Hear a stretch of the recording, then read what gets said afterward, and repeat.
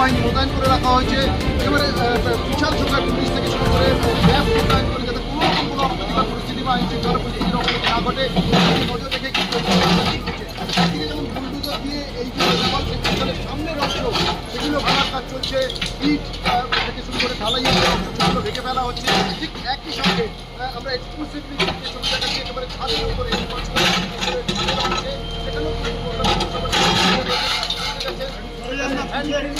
দিয়ে বেআইনি নির্মাণ ভাঙচুর কাজ করছে।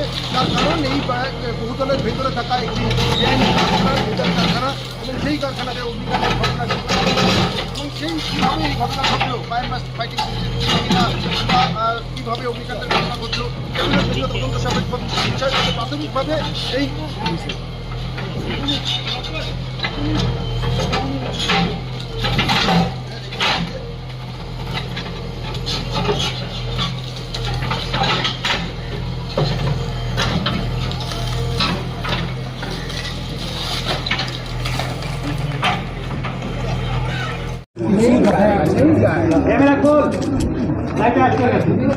পরিবর্তন হবে, বাংলার মানুষ পরিবর্তন চেয়েছে।